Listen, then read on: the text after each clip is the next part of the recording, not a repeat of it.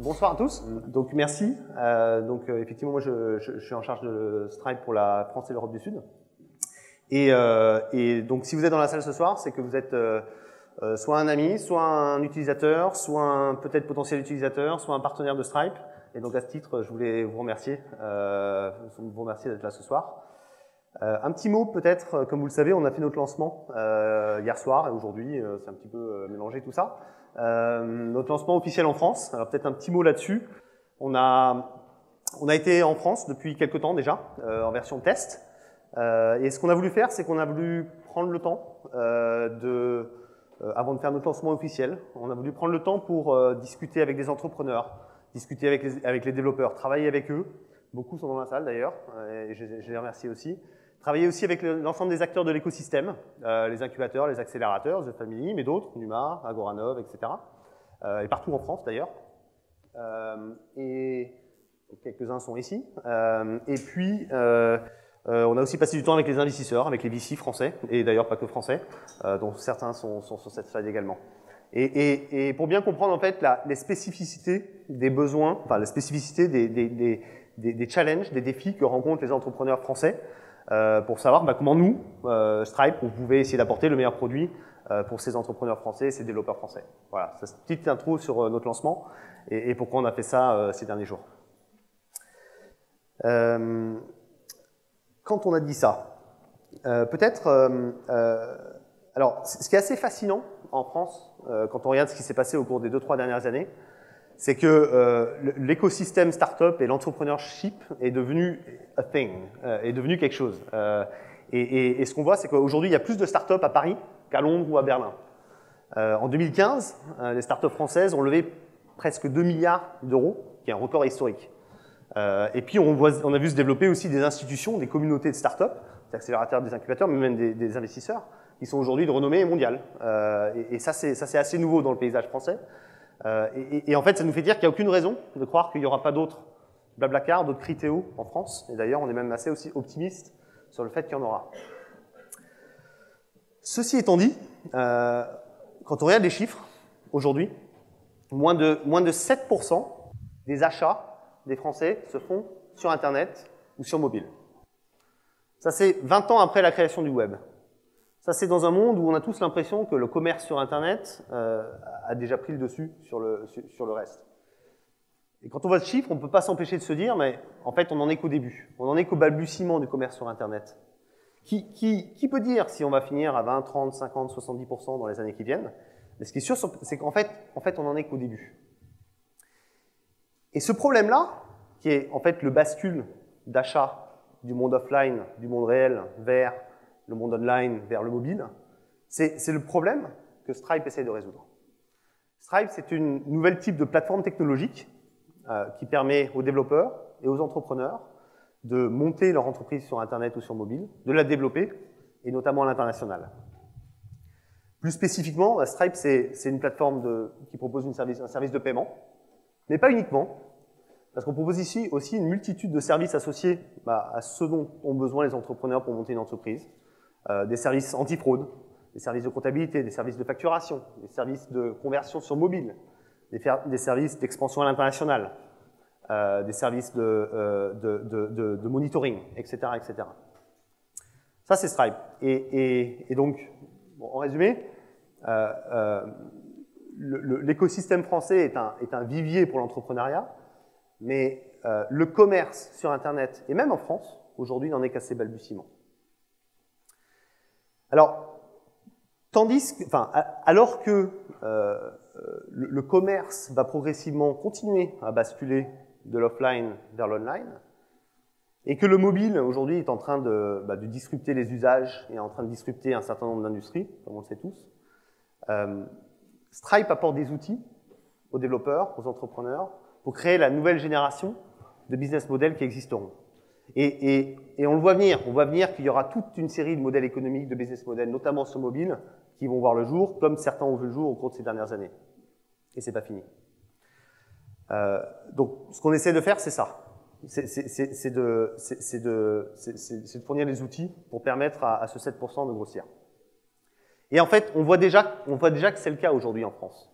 Regardez alors, dans le monde, c'est le cas aujourd'hui dans le monde, et on travaille déjà avec beaucoup d'entreprises qui font ce type de choses.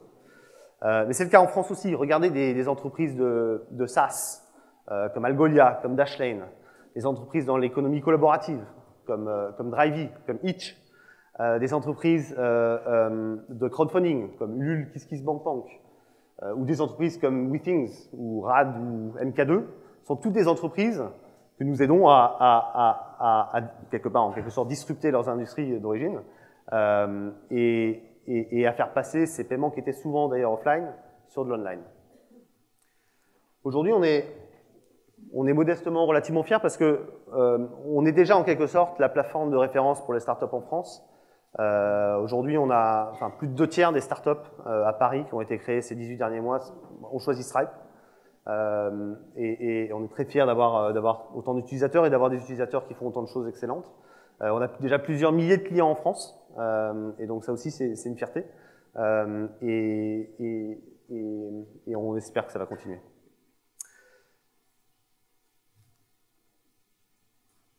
Vous l'aurez compris, notre ambition c'est d'être un tremplin pour l'entrepreneuriat en France, l'entrepreneuriat mobile et web. Dernier élément, c'est que certains disent, des gens très intelligents disent qu'il y a plus de 100 milliards de PNB à aller chercher en France à horizon 2020 dans le digital. Et une grande partie de ça va venir des nouveaux business qui seront montés sur Internet et sur mobile, ceux dont on parle depuis tout à l'heure. On pense qu'on a un rôle à jouer là-dedans et on veut jouer un rôle là-dedans.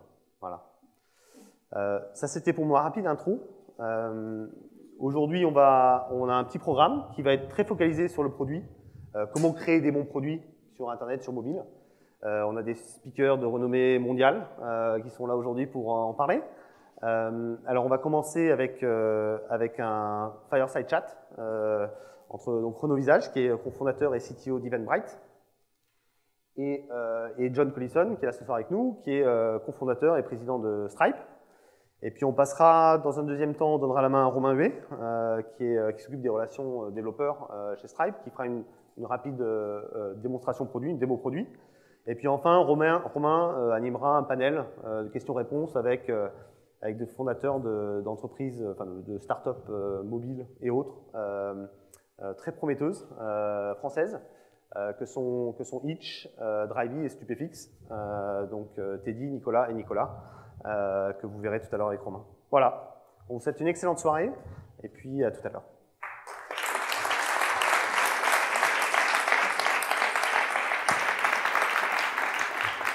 We're going to sit down.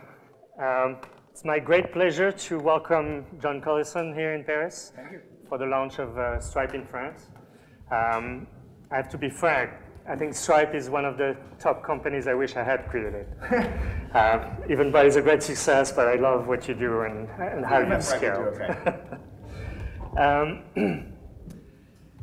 And just like Eventbrite made organizing events super simple, you just go online and 5 minutes later you can sell tickets. I think you've managed to make a complicated process into a very simple, streamlined effort that developers can just sign up online and within a few minutes have payments on their site. So I think that's what has made Stripe so successful, the simplicity, the elegance of the solution, bringing technology. So why don't we go back to the early days, like what was the aha moment?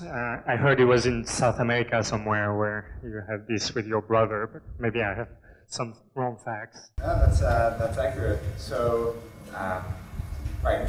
I started Stripe with Patrick, who's my brother, and in a way Stripe is a somewhat surprising company for us to have started in that I was 19 when we started the company.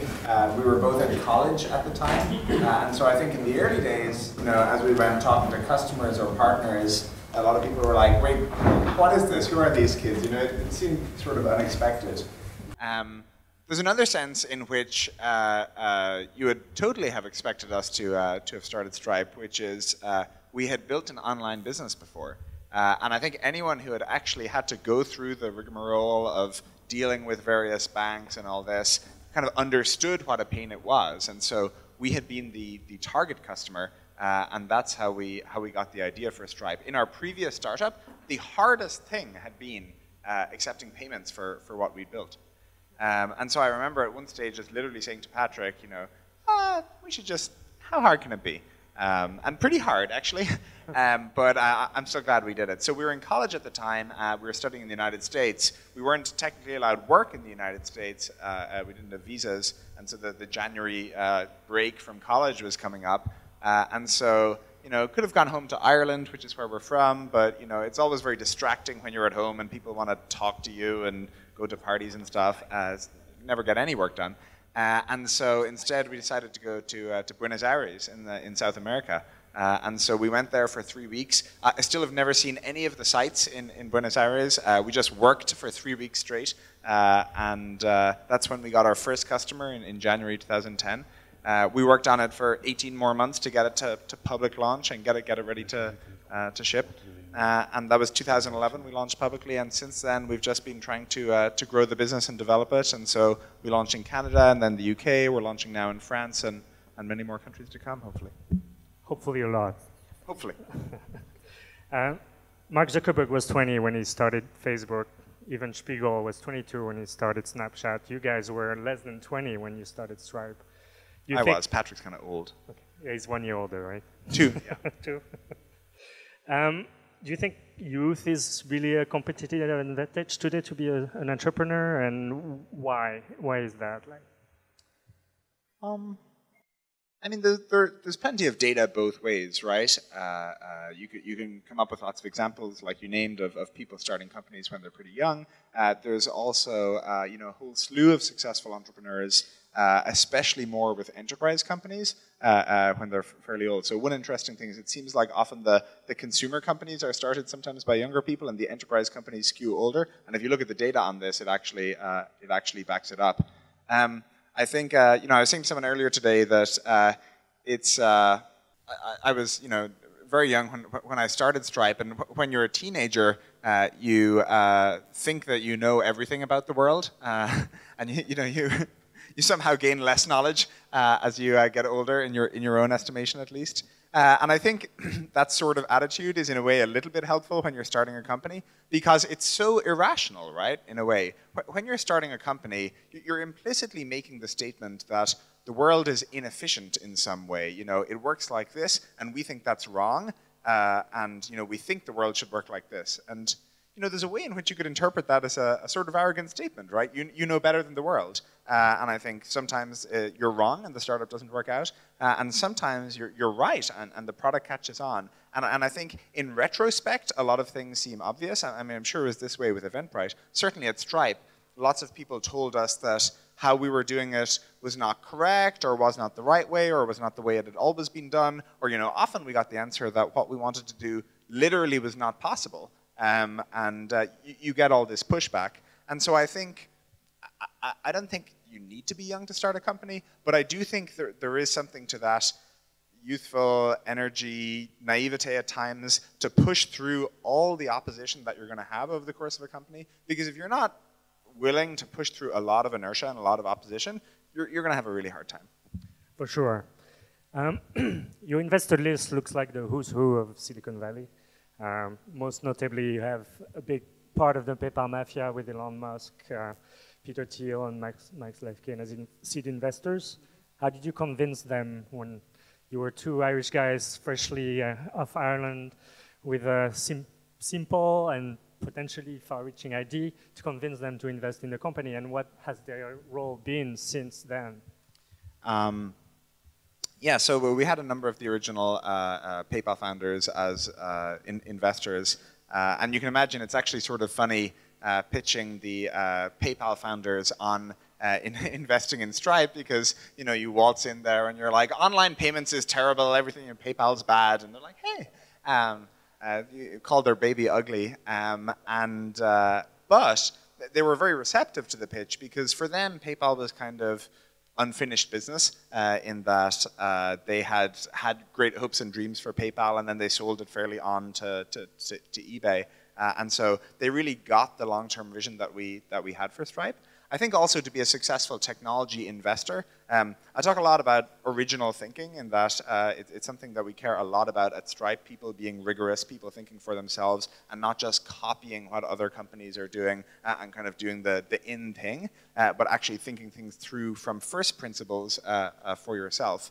And I think it's a really valuable trait for a company or for a person, because you can find these undervalued ideas, right? If there's something that everyone else is overlooking, but again, you say, wait, no, this is wrong, it shouldn't be this way, that's where you can find a great startup idea or a great investment or something like this. And I think there are some investors who just look at, you know, who else has invested and did these people go to a good school or something like this. And then there are some investors who are very good at kind of thinking originally. And I think Peter Thiel is one of those kind of original thinkers, and he has invested very early in a lot of successful companies, and I think that's part of why he's good at this. And the appeal of the Valley is to have these people with experience, and we've had a number on our board and as advisors. Have they been involved all the way until now, or was it really more useful at the beginning, where you were trying to find your product market fit, seeing where you were going to go? Do you still consult with them regularly, or what's your relationship today with them? Yeah, I think investors tend to be more relevant in the beginning when you're trying to get off the ground. And in particular, what happens in the early days is, you know, nowadays if we want to get a meeting with a bank or something, it's possible because they've heard of Stripe. In the early days, you know, the bank takes one look at you and it's like, who are these unwashed hooligans sullying my bank? And it's useful in that case to have have investors who can help make connections and things like that. I think over time it becomes less relevant. Yeah. One of your main competitors in the space is based in the Netherlands. They've raised a lot of money like you. A lot of companies are raising big rounds today in Europe. If you had to do it again, would you start in Silicon Valley again, or would you do it in Ireland or elsewhere in Europe? I think we could have probably, if we'd chosen, built Stripe in Silicon Valley or in London or in Paris or in all these places. I don't speak French, that might have been somewhat of an impediment, but the one thing that is very good about Silicon Valley and that I think makes the ecosystem work quite well is people talk about lots of investors there and things like that. I'm actually not sure these days that that's a big contributor, because now you have sophisticated investors in London and Paris and places like this. It used to always be the case, but it's much better now than it was. And also, if you're going to raise money, you can get on a plane. Like, it's not impossible. The thing that I think is different is the depth of the talent pool in Silicon Valley, and the specialization really helps. Where when we're hiring, you know, Stripe itself is a very new company. You know, no one at Stripe has more than 5 years experience at Stripe, but we can hire people who have huge amounts of experience in companies prior to Stripe, and they can take that experience and contribute it. And so that has ended up being hugely helpful for us, where we haven't had to reinvent everything. And the pattern we see is that, you know, often companies end up, I mean, we're now in San Francisco, London, Dublin, Paris, a bunch of cities. Similarly, I think you always end up setting up offices in New York or Silicon Valley at some stage. It's just a question of the balance between the people. Is your engineering team all in San Francisco, or have you started hiring elsewhere? Our engineering team, the only office is in San Francisco, and we actually have a lot of remote engineers. You know, one of the interesting things about this day and age is I think the remote collaboration tools have gotten a lot better with, you know, good video conferencing, with Slack, with GitHub, things like this. I mean, you yourself are a testament to this. You're remote for Eventbrite. And there are lots of engineering teams, especially when you're small. You know, you can have a 5-person engineering team where every single one of the 5 people is in a different location. For various reasons, it gets quite a bit harder as you get bigger, but I think you can always have some remote. I mean, what do you think on the remote question? Yeah, I think location doesn't matter as much. We've started optimizing on efficiency, so we've started hiring in Nashville, for example, where there's a great talent pool, and then later on we purchased a company in South America where we've been really beefing up the team there and finding great talent. Maybe not with the experience that people have in the Valley, but with very strong skills, and they've been able to contribute really quickly, which has been a very great asset for the company, I think, to have that distributed mentality also that forces people to communicate better, to be more proactive about reaching out, to have communication devices in all the rooms so we can have quick conversations. I think that's the type of things you have to evolve into if you want to be successful and with remote workers. Yeah, and one awesome thing I think Parisian startups have is they have, you know, the whole EU talent pool to hire from. And I mean, I don't know, I haven't tried this, but I presume recruiting people to move to Paris is not exactly a hard sell. Like if you can't sell that, you know, the rest of the conversation is or the rest of the startup might be difficult. So you have the whole of the EU to recruit from, and then if you include remote workers, then you have a much larger talent pool as well. You had 30 employees at the end of 2012, according to your website. You now have close to 500.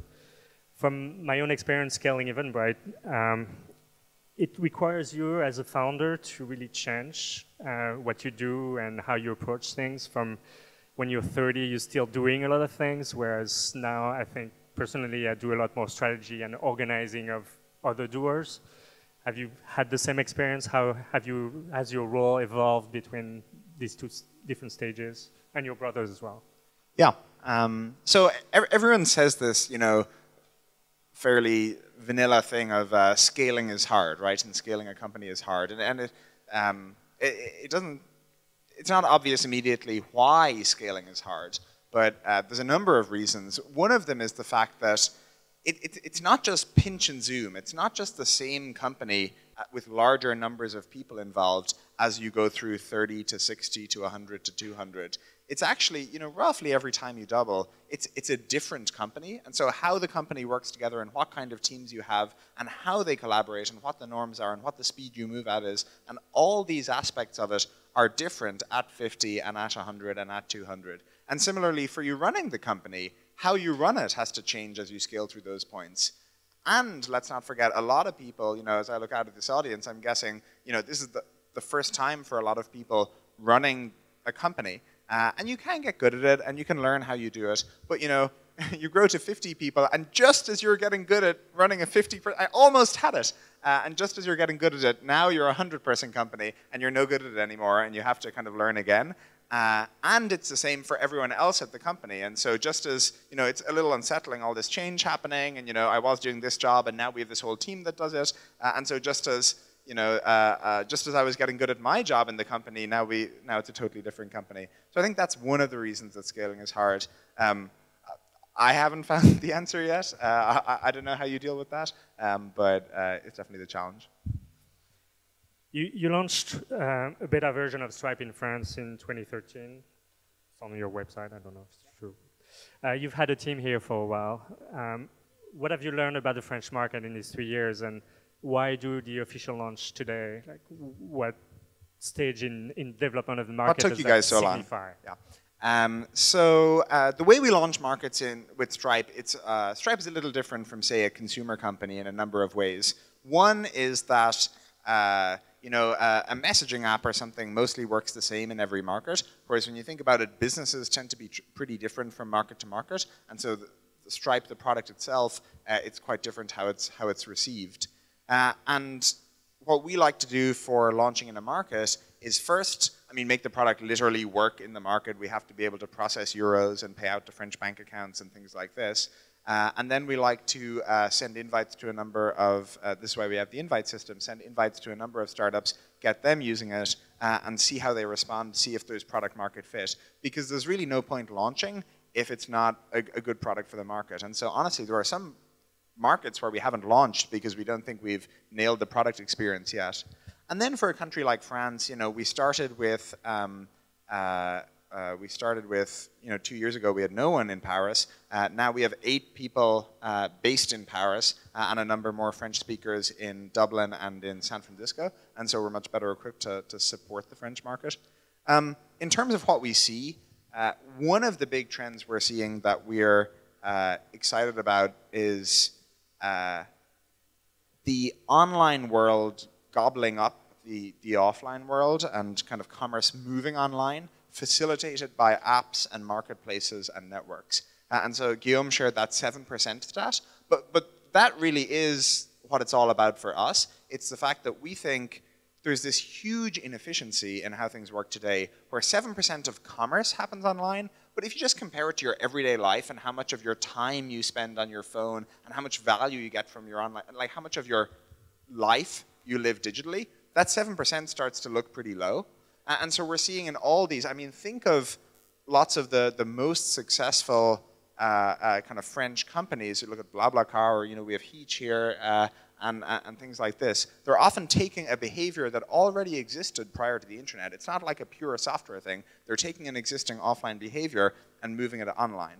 And the advantage that these startups have is they can often make the experience much better by virtue of moving it online. You can have better trust and safety. If you leave your phone in the back of an Uber, you'll probably get it back. You'll never get it back from a cab. You can have better discoverability where you're browsing properties on Airbnb, and that way people can actually find you. There's all these benefits to the digital marketplace, such that I think when you have people start digitizing things, there's really no competition for the offline, or the time is limited for the offline version.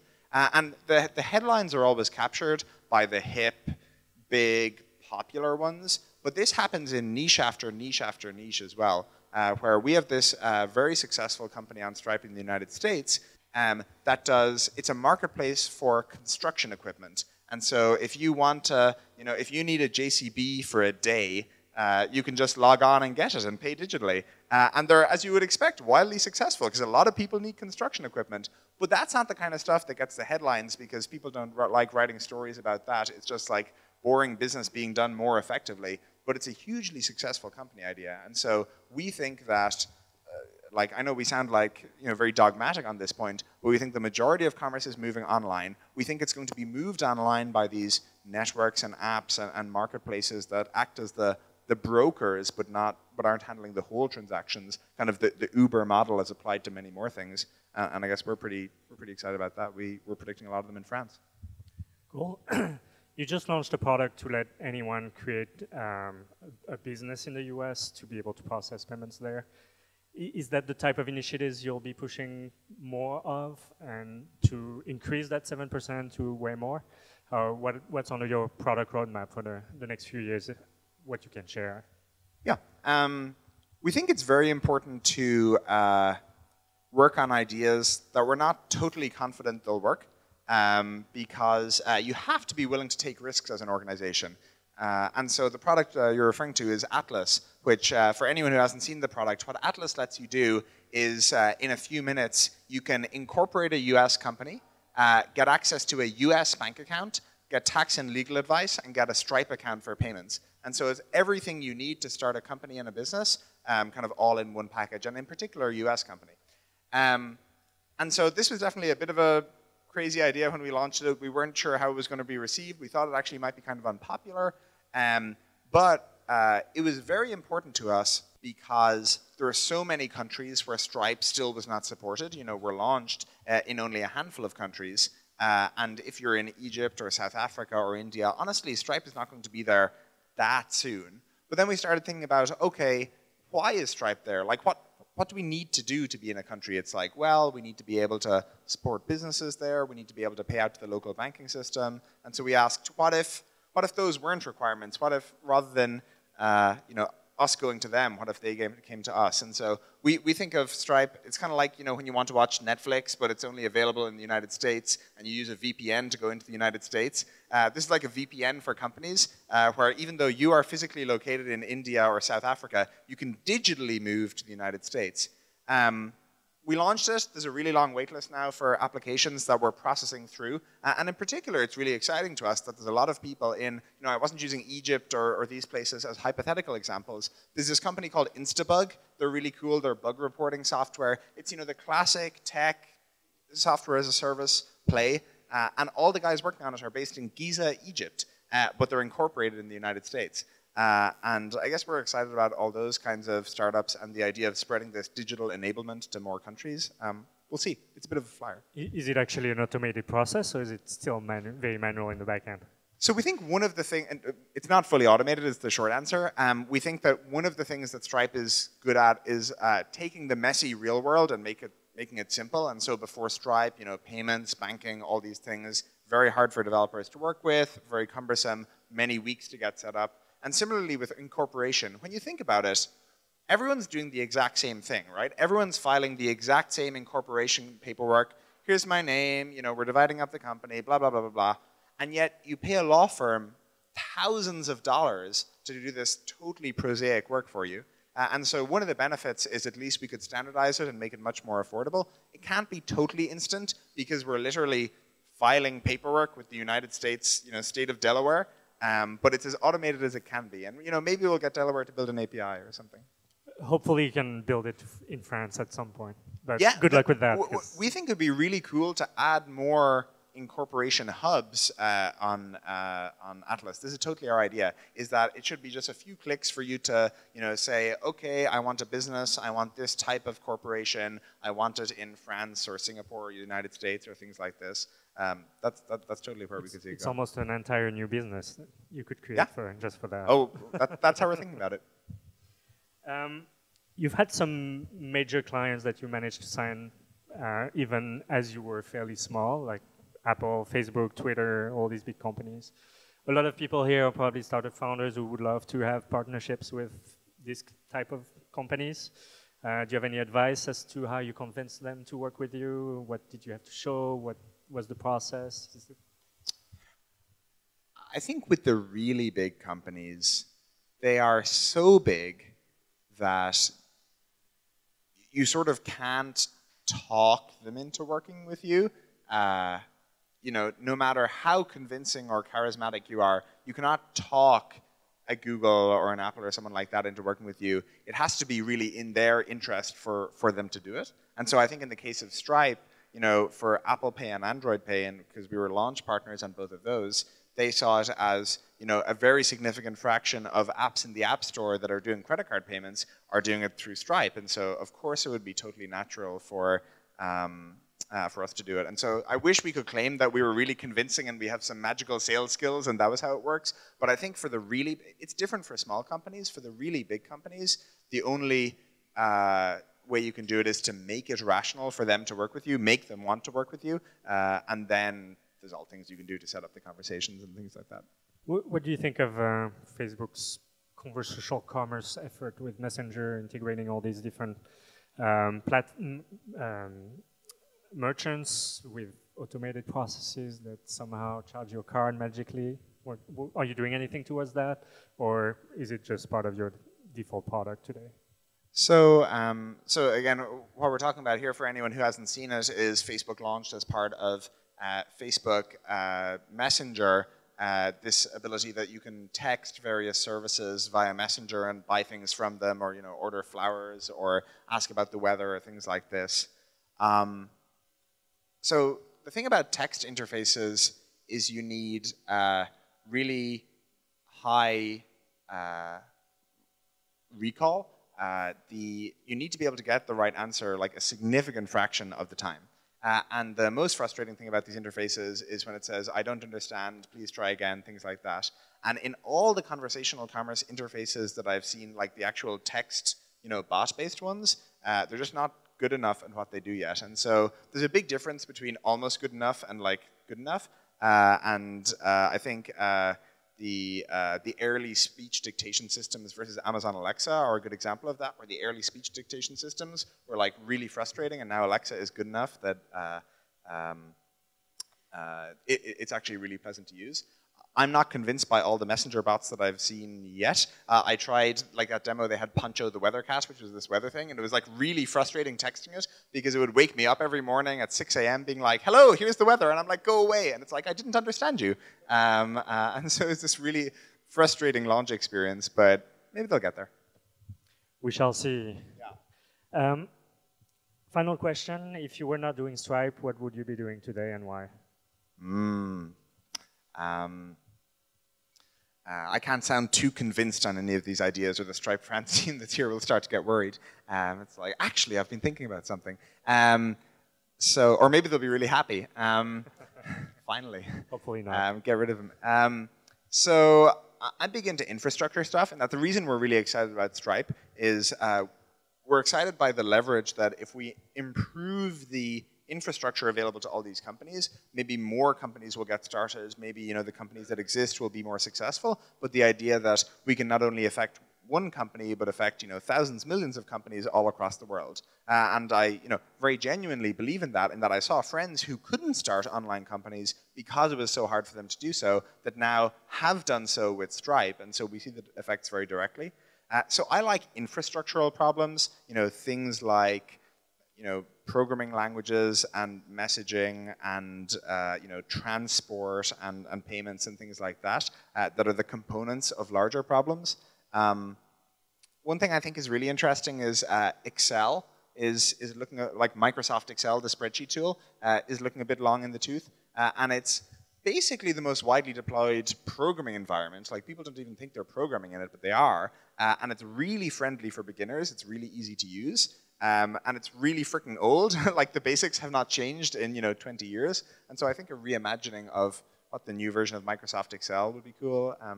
You can always drones, AI, you can say all the buzzwords. Those are fun too. Great. Well, congratulations on all the success so far. I wish France was going to be a huge market for you. It's already fairly big in Europe, so congratulations for that. Join me in thanking John for being here. Thank you, guys. I'll let the mic.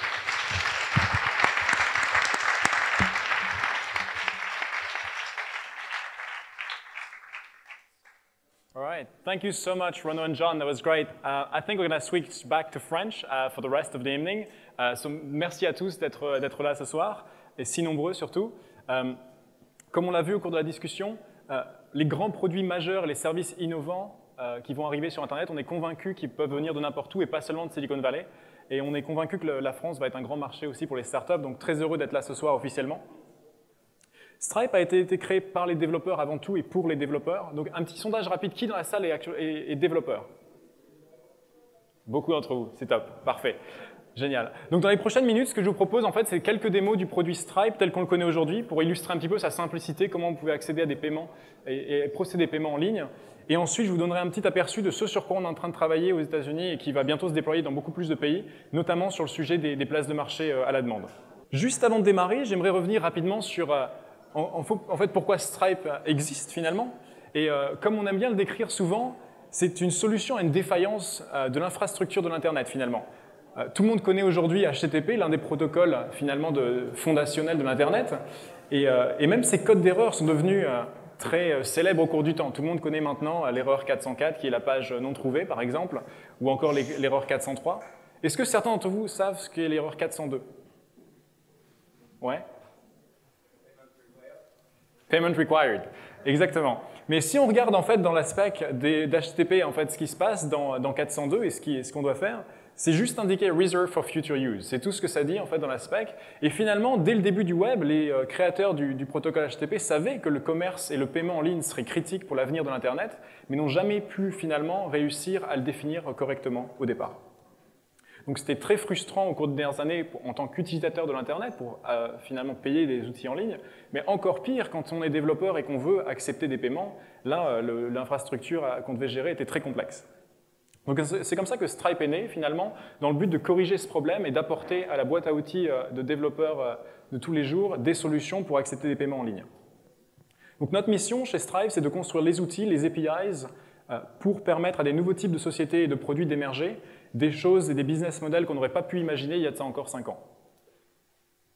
Et donc chez Stripe, on a décidé d'aborder le problème de deux façons. La première, c'est du côté code finalement. Avoir une API extrêmement simple, si on la réduit à son essence, c'est comme ça que vous pouvez processer un paiement sur Stripe avec tout simplement les infos de la carte bancaire. On veut avoir une API extrêmement simple à manipuler, en Ruby par exemple, si ça vous est plus familier. Et de l'autre côté, d'un point de vue design, et quand on dit design, c'est approcher le problème d'un autre angle, c'est-à-dire réfléchir non pas à notre design, mais aussi au design et aux fonctionnalités de nos propres utilisateurs et comment eux-mêmes peuvent offrir la meilleure expérience utilisateur possible et bien supérieure à ce qui existait jusqu'à présent pour accepter des paiements. Donc notre API a beaucoup de particularités, quelques-unes d'entre elles que je peux mentionner, par exemple les backwards compatible, ce qui veut dire que quand vous écrivez votre code aujourd'hui, on va vous garantir que dans les mois à venir ou dans les années à venir, en fait, vous pouvez toujours accepter des paiements. C'est important parce que finalement les paiements c'est le cœur de votre business. On a aussi des SDK dans tous les langages majeurs, on a des webhooks pour pouvoir interagir avec votre compte en real time et encore beaucoup d'autres éléments. Donc avec ça, ce que je vous propose, en fait, c'est de regarder un petit peu une démo, juste une mention avant, juste ici sur ce slide, qui est de... on accepte plus de 130 devises aujourd'hui sur Stripe, et voilà. Et il est très simple d'accepter aussi tout type de paiement. Et donc, par exemple, Bitcoin, on a été la première société à accepter des Bitcoins. Ensuite, on a été également intégré à l'IP pour pouvoir accepter facilement le moyen numéro 1 de paiement en Chine. Et également, comme on l'a mentionné avec Renaud et John, la possibilité d'accepter Apple Pay et Android Pay, partenaires d'Apple et Google depuis le lancement. Donc, dès que Apple Pay et Android Pay seront disponibles en France, vous pouvez déjà en fait coder vos apps avec les SDK natifs et vous pourrez être prêt dès le lancement de ces technologies. Alors, je vais juste passer en mode Mirror Display pour que vous puissiez voir exactement ce que je vois sur mon écran. La première chose que je vous propose, en fait, c'est de regarder rapidement le Stripe Dashboard. Donc ça, c'est un petit peu l'aperçu de votre business, au fond. Donc comme vous le voyez, là, j'ai créé quelques customers avant la démo. J'ai fait une première charge de 20 €. Donc voilà, c'est un peu l'aperçu de mon business. Et si vous regardez notre documentation, on a cette page, en fait, quand vous arrivez, qui vous permet de vous donner un petit tour rapide de comment utiliser l'API. Et donc là, je vais juste nous concentrer sur la partie que je voulais vous montrer. Voilà. Le premier concept important de Stripe, en fait, c'est la sécurité. C'est-à-dire qu'on ne veut pas que vous, en tant que développeur, vous ayez à vous soucier de PCI et de la compliance, etc., de toutes les données sensitives et confidentielles des cartes bancaires. Donc c'est pour ça qu'on a créé quelque chose qui s'appelle Stripe.js, ce qui veut dire qu'en quelques lignes de code dans votre page web, vous allez être capable de convertir les données de cartes bancaires privées en un token que vous allez ensuite pouvoir utiliser de façon complètement sécurisée sur votre back-end. Donc là, ici, j'ai un exemple d'une carte bancaire. Si je clique Submit, immédiatement, j'obtiens un token et à partir de ce moment-là, j'ai un token que je peux manipuler, envoyer à mon serveur et faire des choses avec. Dès ce moment-là, je pourrais déjà créer une charge en fait, avec ce token, je suis prêt à le faire. L'une des choses qu'on recommande finalement, c'est de créer un objet client avant un objet customer. Ça permet en fait de stocker ce token dans un customer object que vous pouvez ensuite réutiliser au cours du temps. C'est-à-dire que maintenant que ce customer a une source, vous allez pouvoir faire plusieurs paiements, des refunds, des abonnements, etc. avec cet objet. Donc ici, ce que je vous propose, c'est de prendre la commande curl et on va créer un customer dans le terminal. Donc là, il s'agit de créer un customer qui s'appelle Emily Johnson avec ce token et on a maintenant créé le token. À partir de ce moment-là, il nous est très facile maintenant, avec ce customer object, de faire une charge de 20 €, donc ici 2000 puisque c'est des centimes. On va faire une charge de 20 € pour Emily Johnson. Encore une fois, voilà. Et comme je le mentionnais, ce qui est intéressant, c'est que maintenant qu'on a un objet client ici, on peut revenir et faire une deuxième charge pour Emily. Donc si par exemple, elle veut acheter un autre article sur votre site qui va coûter par exemple 1500 €, eh bien vous pouvez à nouveau faire cette commande et ça va fonctionner, puisque les infos de carte bancaire ont été stockées de façon sécurisée. On permet aussi facilement de créer des business models de type SaaS avec des abonnements. Donc la première chose, généralement, c'est d'avoir quelques plans sur votre site web. Donc là, je vais en créer un, par exemple. Il s'agit d'un plan à 9,99 € par mois, en euros, voilà, avec un ID unique. Donc je vais prendre cette commande curl, créer un plan. Et maintenant que j'ai un plan, c'est tout simple. J'ai un objet customer, j'ai un objet plan. Ce que je peux faire, c'est simplement un abonnement entre les deux. Donc je vais juste passer à la dernière étape maintenant et pouvoir créer un abonnement. Donc c'est aussi simple que ça, d'accepter des paiements et aussi de faire un business model de type SaaS avec des subscriptions. Si maintenant je retourne sur mon dashboard Stripe et que je refresh ici, on va observer plusieurs choses. Donc la première, c'est que ici dans mes objets clients, j'ai Emily Johnson qui a été créée. Dans les paiements, on peut voir que là j'avais fait un premier paiement de 20 €, on a ensuite ici un paiement de 1500 € et enfin l'abonnement de 9,99 €. Et donc là j'ai l'overview de l'aperçu de mon business depuis le dashboard de Stripe. Donc là, ça permet d'avoir un petit peu, d'être familier avec les différents objets. Ce que je vous propose maintenant, c'est de regarder dans une page web. Imaginons par exemple qu'on crée une page web et qu'on veuille très facilement accepter un paiement. Alors l'événement de ce soir était bien sûr gratuit, on vous invitait, mais on va supposer que l'événement était payant et qu'il fallait payer son billet 10 € par exemple.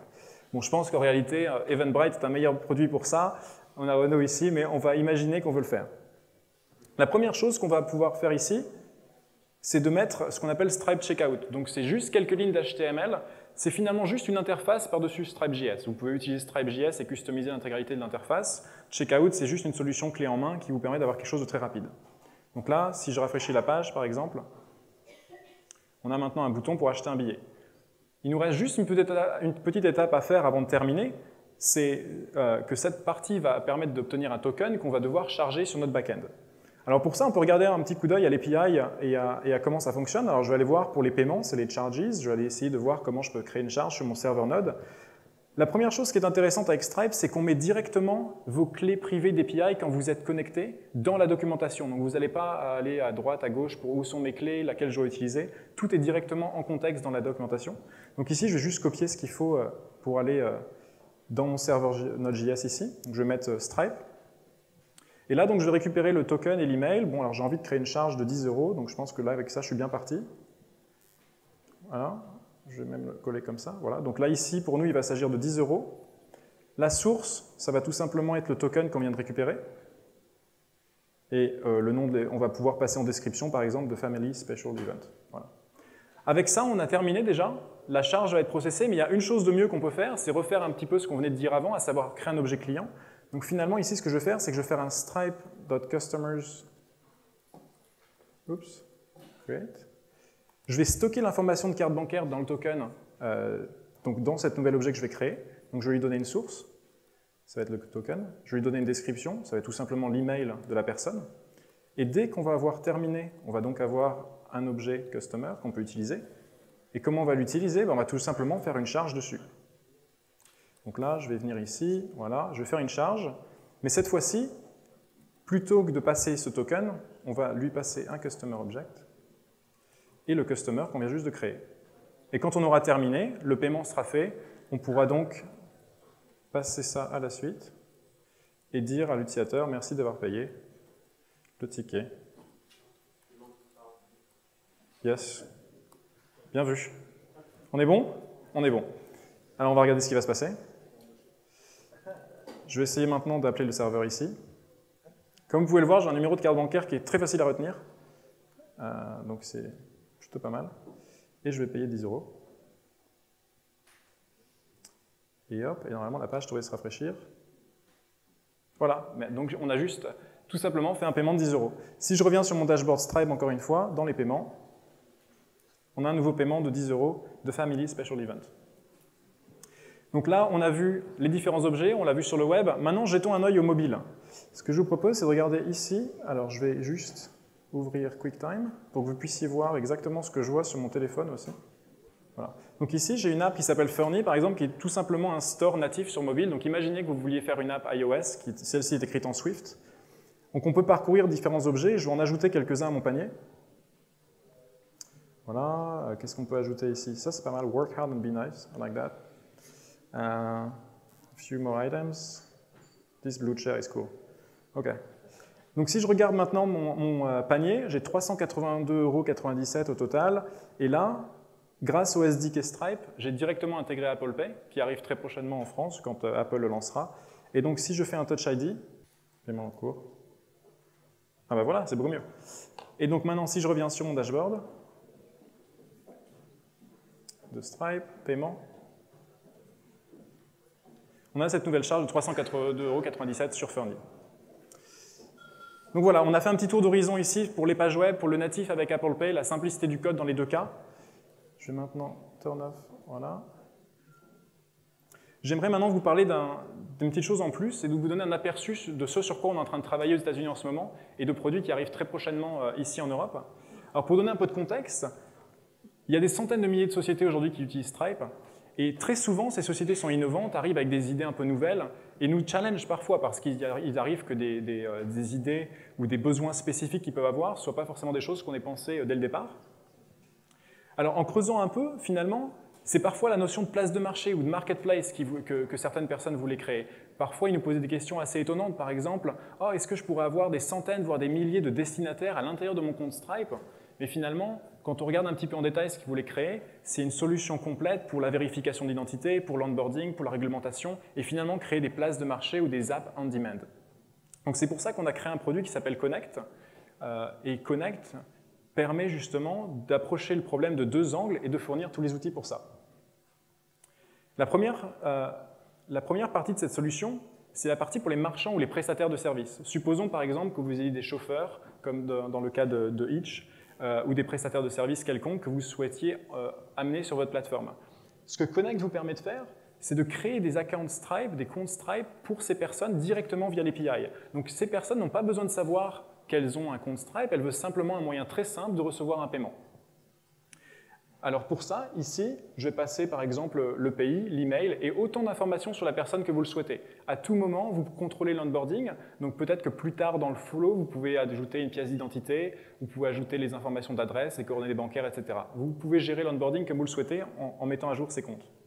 Et de l'autre côté, finalement, quand il s'agit d'avoir un destinataire ou la personne qui paie pour le service, le client, eh bien là, on va faire quelque chose de très similaire à ce qu'on a vu avant. C'est-à-dire qu'on va accepter des paiements sur /charges, encore une fois, mais il y a deux petites différences qui sont très intéressantes à noter. La première, c'est la destination, c'est-à-dire qu'au lieu de payer votre Stripe account, vous allez être capable, en tant que créateur d'une plateforme, créateur d'une place de marché, vous allez être capable de spécifier la destination du paiement, qui va être en l'occurrence le compte d'un chauffeur, par exemple. Et la deuxième chose que vous allez être capable de spécifier automatiquement, c'est la commission que vous souhaitez. Vous créez une application, vous créez une place de marché, et donc pour ça, vous pouvez prendre la commission que vous souhaitez sur chacune des transactions. Donc c'est extrêmement simple à faire. Donc je vais vous montrer un petit aperçu de ça en démo. Donc ici, j'ai fait une page web très simple dans laquelle j'ai souhaité imaginer, par exemple, créer une place de marché un peu à la Hitch, dans laquelle il y a des chauffeurs et des gens qui veulent avoir une course dans Paris. Donc tout simplement, ce que je vais commencer par faire sur cette page web, c'est inscrire un nouveau chauffeur sur la plateforme pour créer un compte Stripe derrière cette page. Donc je vais inscrire Guillaume, si tu veux bien en fait devenir chauffeur. Donc on va inscrire guillaume@stripe.com. Je ne sais pas si je vais révéler ta date de naissance à toute l'audience, mais tu m'en voudras peut-être pas. Voilà, donc je vais inscrire Guillaume. Et comme vous contrôlez l'intégralité de cette page et de l'onboarding, vous pouvez choisir d'avoir énormément d'informations ou très peu au départ, les demander plus tard. Là, je demande par exemple le modèle de voiture de Guillaume. C'est une très bonne voiture. Et d'accepter les conditions d'utilisation. On est bon? On va créer donc l'enregistrement pour Guillaume pour devenir chauffeur. Top. Maintenant, si je regarde dans mon compte Stripe ici, j'ai une rubrique Connected Accounts. Et je vais pouvoir voir, quand ça va se rafraîchir, j'avais enregistré Olivier, mais normalement Guillaume, voilà, Guillaume est arrivé. Et donc j'ai maintenant un nouveau compte Stripe pour Guillaume. Mais lui, en tant que chauffeur, ne sait même pas forcément qu'il a un compte Stripe. Il est juste un prestataire de service sur cette place de marché. Maintenant, voyons l'autre côté. J'ai créé aussi une app iOS. Alors voyons voir, on va quitter Fernie maintenant. On va ouvrir cette app. Et donc cette app iOS, finalement, très simple. C'est juste pour choisir une destination et aller quelque part dans Paris. Alors, je vais choisir une destination ici. Je vais mettre par exemple la Tour Eiffel. Voilà. Ici, une nouveauté aussi qui arrive très prochainement chez Stripe. On est en train de retravailler le SDK natif iOS pour vous fournir tous les outils dont vous avez besoin, également côté interface. Donc maintenant, vous allez être capable de très facilement mettre un thème sur cette interface et pouvoir laisser vos utilisateurs très facilement entrer leur numéro de carte bancaire, etc. Donc plus besoin même de reconstruire l'interface vous-même. Donc là, on a déjà une carte, donc c'est parfait. Et là, je vais cliquer sur le bouton « Commander une voiture ». Top, on a matché avec Guillaume, et on voit Guillaume à l'écran, qui a 5 étoiles, très bon chauffeur sur la plateforme pour l'instant, avec sa voiture. Une très bonne voiture, d'ailleurs, 2 chevaux spéciales. Et donc là, maintenant, donc la course, comme on peut le voir, coûtait 20 € ici. Revenons un petit instant sur le dashboard de Stripe maintenant, et on va aller voir ce qui se passe au niveau paiement. Là, ce qui est intéressant, c'est qu'au niveau paiement, on vient d'accepter un paiement de 20 €, mais si je regarde un peu plus en détail ce qui s'est passé, là, on a collecté un fee de 2 € en tant que créateur de la plateforme. J'ai choisi de prendre 10% des transactions, donc comme la course faisait 20 €, j'ai choisi de prendre 2 €. Et là, la destination du paiement, si je clique, c'est bien le compte de Guillaume, qui ne sait même pas finalement qu'il a un compte Stripe, mais ça va lui permettre d'être payé très rapidement et très facilement. Donc voilà. Petite chose que je voulais mentionner en plus de cette démo, donc ça, pour bien comprendre le contexte, c'est Connect, ça arrive très prochainement en France, c'est déjà quelque chose qu'on a en production aux États-Unis et dans d'autres pays. Et donc en plus de l'API et en plus de Connect, il y a un point que je voulais illustrer, c'est notamment l'écosystème de Stripe. C'est-à-dire qu'énormément de sociétés, bien sûr, nous font confiance pour processer leurs paiements, mais il y a aussi énormément de sociétés, par exemple Octobat ou Sales Machine ici en France, qui s'intègrent avec l'écosystème de Stripe et permettent d'avoir de la valeur ajoutée en plus sur votre compte Stripe et sur vos données Stripe. Et l'un des exemples de ça, par exemple, au jour le jour, c'est Slack. C'est-à-dire qu'ici, toutes les charges qu'on vient de créer, finalement, j'avais connecté un Slack dans lequel je peux être notifié en temps réel grâce aux webhooks de toutes les charges qui arrivent sur mon compte. Donc là, les différentes charges qu'on avait faites au début pour Emily Johnson, ou bien alors pour Fernie avec Apple Pay, ou bien alors ici, les 10 € ou encore 20 € avec la plateforme Connect et Guillaume en tant que chauffeur, toutes ces charges, vous pouvez être notifié en temps réel, vous pouvez avoir tous les événements de votre compte Stripe. Et enfin, dernier petit bonus, je ne sais pas si certains d'entre vous connaissent, ou certains ont déjà testé peut-être ce nouveau device d'Amazon, qui s'appelle Amazon Echo. John le mentionnait tout à l'heure avec Renaud. Donc c'est finalement une intelligence artificielle et une détection vocale un peu meilleure que Siri quand même, ou bien meilleure que Siri je devrais dire. Et pour l'instant, ce produit est vendu uniquement aux US. Et je me suis dit, l'API de Stripe étant tellement simple et ouverte, finalement, est-ce qu'on ne pourrait pas essayer de se plugger dessus et voir si on pourrait faire des choses intelligentes avec Alexa? Alors pour ceux qui ne connaissent pas, Alexa fonctionne comme ça. Alexa, what time is it now in San Francisco? The time in San Francisco is 10:33 a.m. Ok. Donc c'est comme ça qu'on interagit en fait avec le device en disant juste Alexa. Alors on va essayer quelque chose qui est plus lié à Stripe maintenant. Je me suis dit, ça ne doit pas être si compliqué finalement d'intégrer Stripe à Alexa. Alexa, launch Stripe. Welcome to Stripe. What would you like to know about your business? How many new customers did I get today? You had 3 new customers today, including one subscribed to a plan. Donc on voit les trois...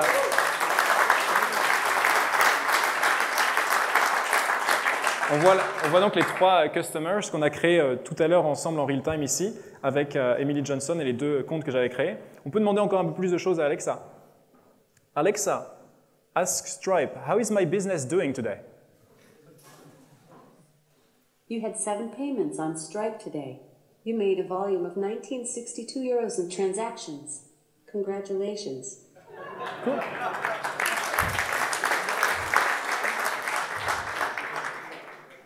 Merci. Donc si on fait un petit résumé de ce qu'on a vu ce soir, on a vu d'abord comment accepter des paiements facilement sur une page web et sur le mobile, créer des business économiques comme du SaaS avec des abonnements et des subscriptions. Ensuite, on a vu comment intégrer Apple Pay facilement dans une app, et c'est la même chose pour Android Pay grâce à nos SDK.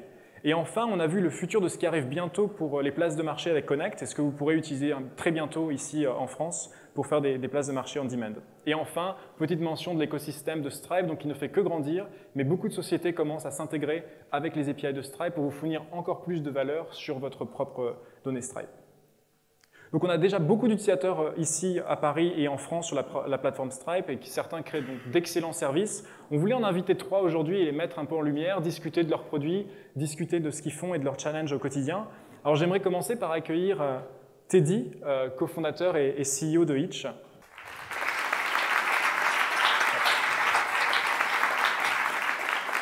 Alors Hitch, pour ceux qui ne connaissent pas, il y a un nouveau service de transport social. Donc je voulais te demander, Teddy, qu'est-ce qui différencie finalement Hitch des autres applications de transport?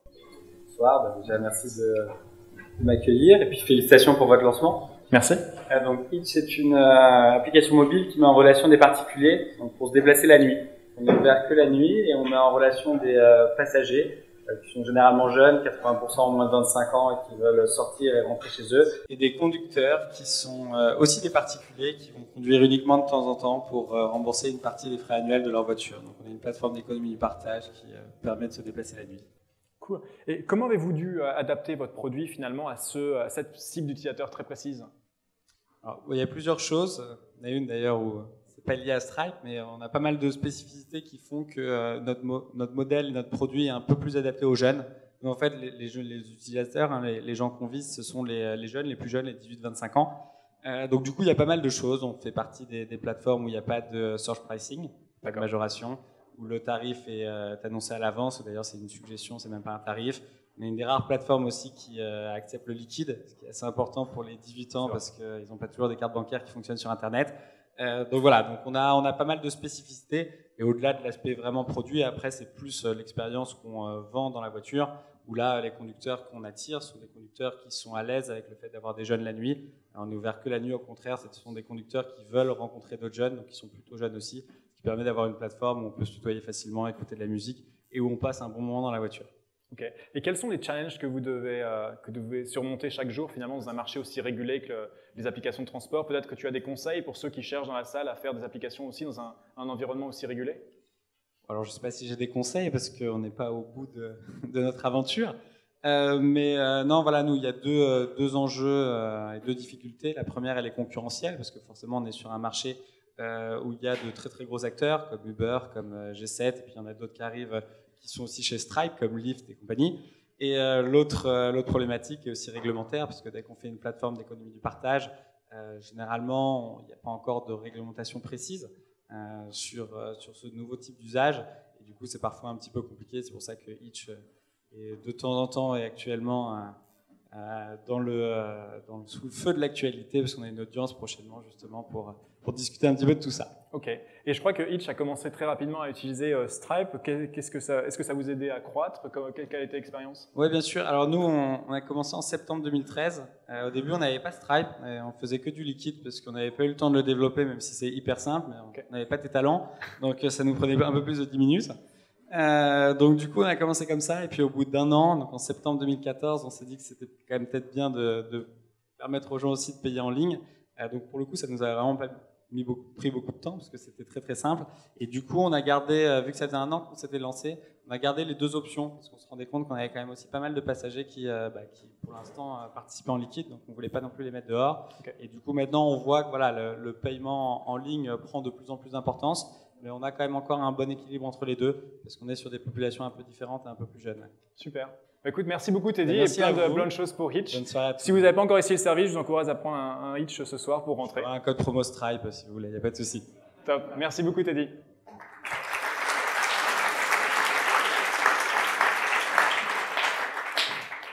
J'aimerais maintenant accueillir Nicolas de Stupéflix. Donc pour ceux qui ne connaissent pas, Stupéflix, c'est un service qui permet de créer de super vidéos sans pour autant être un expert. Et ils ont été récemment rachetés par GoPro il y a de ça à peu près 3 mois. Donc merci d'accueillir Nicolas.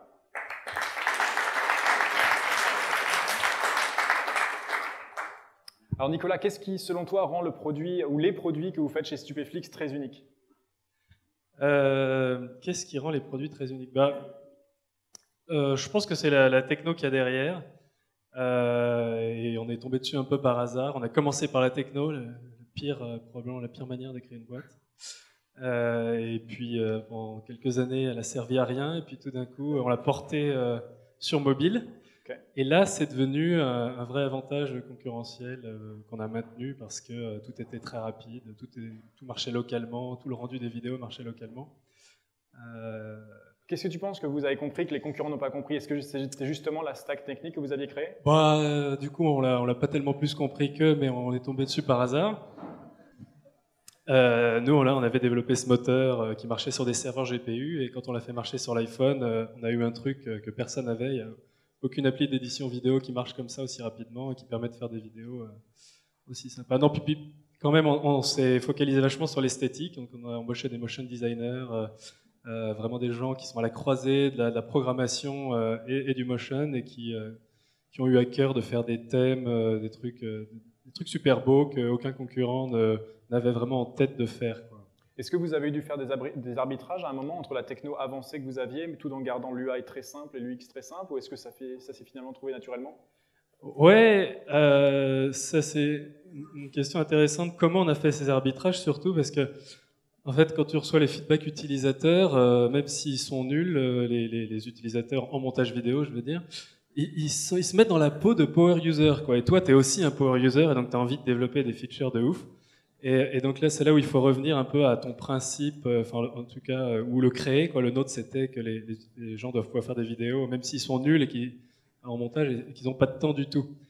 Et donc tu dois essayer de décortiquer derrière le feedback ou derrière ton envie d'avoir telle feature super avancée en plus, quel est le vrai besoin. Donc par exemple, si l'utilisateur veut placer un texte n'importe où sur l'écran, un titre, en fait c'est pas vraiment ça qu'il veut faire. Il veut que le titre soit placé à un endroit où ça va pas être sur la figure de quelqu'un. Et donc tu peux essayer par exemple d'analyser l'image ou la vidéo pour détecter les visages et placer le texte automatiquement, donc sans effort et sans rajouter de feature, là où l'utilisateur voudrait voir son texte. Donc faut vraiment avoir dans ta vision, ton principe, et pas un truc pipeau, un truc auquel tu peux vraiment revenir pour aller à la racine des besoins des tiens et de ceux de l'utilisateur. Top. Alors c'est encore assez récent, mais est-ce que l'acquisition de GoPro a déjà changé un peu la manière de travailler dans votre équipe? Est-ce qu'il y a des choses un peu nouvelles dans la structuration? Oui, bah évidemment, quand tu intègres une grosse boîte, mais on garde vachement d'autonomie, et il y a un point qui a été un peu tricky et qui renvoie à la question précédente. Le CEO de GoPro est très impliqué dans le produit, il a du talent pour ça, mais il a aussi ses petites idées, et c'est aussi lui-même un power user. Donc là, il a fallu combattre ses envies de power user au même titre que combattait les nôtres ou ceux de nos utilisateurs. Ça, c'était un nouvel exercice, j'avoue, auquel je n'étais pas rompu, mais Ok. Et ça c'est bien fini. Est-ce que tu peux nous dire un peu plus sur ce sur quoi vous allez travailler dans les prochains mois, ou est-ce que c'est encore un peu secret pour l'instant? Ouais, il y a beaucoup d'autonomie, comme je disais, sur l'appli. On garde quasiment notre roadmap, ça c'est vraiment cool. Il y a une intégration qui est prévue avec un truc beaucoup plus ambitieux, mais malheureusement, je ne peux pas en dire tellement pas de plus. souci. Bah, écoute, merci beaucoup Nicolas. Si Merci quelqu'un filme ce soir, vous pouvez commencer à utiliser l'application. C'est Quick, c'est ça hein, Maintenant, ça s'appelle Quick, ouais. Sur l'App Store, donc vous pouvez télécharger ça. Merci beaucoup Nicolas. Merci à toi.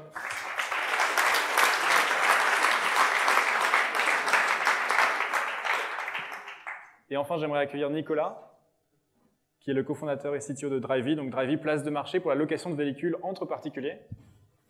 Merci Nicolas. Merci. Alors,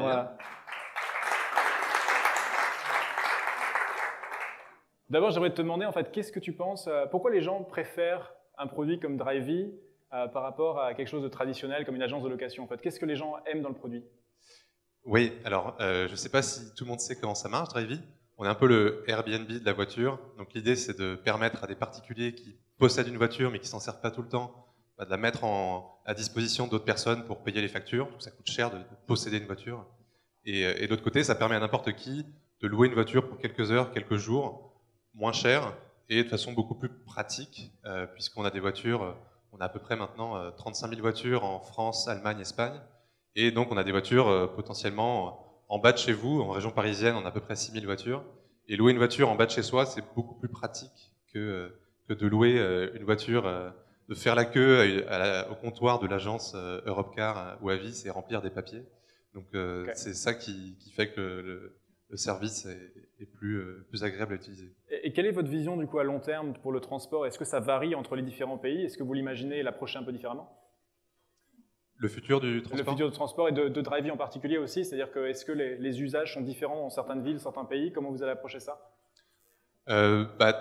Déjà en France, l'usage de la voiture, on essaie de simplifier au maximum l'usage. Récemment, on a lancé un nouveau service en fin d'année dernière qui s'appelle Drivey Open, qui simplifie encore, qui va encore un cran au-delà en termes de simplicité, puisqu'on installe des boîtiers dans les voitures, donc des boîtiers hardware, qui contrôle l'ouverture des portes de la voiture, et ça permet d'avoir un accès en libre service à la voiture grâce à son smartphone. Donc n'importe qui peut réserver une voiture en quelques clics et voir la position de la voiture sur une carte, y aller, appuyer sur un petit bouton sur son smartphone, faire l'état des lieux photo avec son smartphone et prendre la voiture pour faire ce qu'il veut avec. Donc ça c'est un peu le futur de la location de voitures selon nous, enfin le présent parce que ça marche déjà. On a déjà à peu près 300 voitures en région parisienne. Et donc on veut scaler ça pour que ça soit accessible au plus grand nombre. C'est un peu une version de Autolib ou Zipcar, mais en mode place de marché, c'est-à-dire avec beaucoup plus de voitures que les acteurs qui doivent acheter une par une leur voiture et gérer leur propre flotte. Okay. Et quels sont les challenges produits que vous avez quand vous voulez scaler justement une place de marché comme la vôtre en fait? Et comment vous pensez à la partie mobile, peut-être desktop, comment ça se passe? Parce que je crois que vous aviez commencé d'ailleurs à l'origine sur desktop, c'est ça? Et petit à petit, vous avez amené vos utilisateurs sur mobile, où l'usage c'est justement amené sur mobile de lui-même. Comment vous scalez ça? Ouais, nous on a commencé un peu comme concurrent de la location classique. Donc au lieu de louer chez Avis ou chez Europcar une fois par an, les gens tapaient location voiture pas cher, finissaient par tomber chez nous parce qu'on était effectivement moins cher, mais faisaient ça depuis leur ordinateur, plusieurs semaines en avance, et c'était un peu l'usage old school de la location de voiture. Maintenant qu'on a un système qui est avec des voitures très très proches, tout est faisable avec un mobile en quelques minutes, on a de plus en plus d'utilisateurs qui réservent la voiture au dernier moment pour des durées de plus en plus courtes. Le mobile, ça prend du coup un rôle beaucoup plus important. Donc on bosse énormément sur nos applis mobiles maintenant. Là, au début de Drivey, c'était 80% d'usage sur desktop. Aujourd'hui, on est passé mobile first. Finalement, il n'y a pas si longtemps, il y a quelques mois. On a site web responsive, appli iPhone, appli Android, et on remarque qu'il y a vraiment beaucoup il y a à peu près 65% d'usage sur mobile. Donc on travaille beaucoup sur nos apps. Le paiement en fait partie, donc il faut que ce soit une étape super rapide au moment de la réservation. On bosse aussi, on accompagne les users pendant la location. Donc typiquement l'état des lieux de la voiture, la prise de photos du véhicule, la vérification d'identité du locataire, tout ça, ça se fait par le mobile et on bosse dessus. Et je crois que vous avez switché sur Stripe justement il n'y a pas longtemps. Est-ce que ça vous a aidé dans la partie expérience utilisateur au moment du paiement? Oui, donc on est passé sur Stripe il y a quelques mois. Avant ça, on avait un provider qui n'était pas terrible en termes de support, de documentation d'API et de capacité à scaler en volume et aussi dans d'autres pays.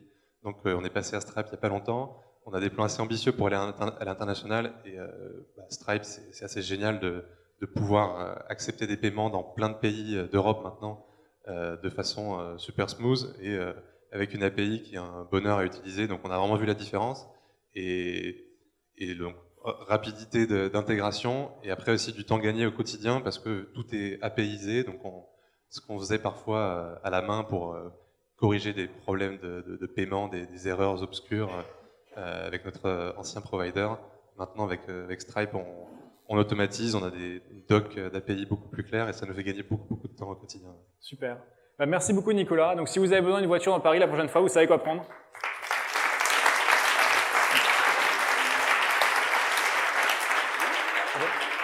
Merci Romain, merci Teddy, merci les Nicolas. Merci à vous et puis profitez-en bien.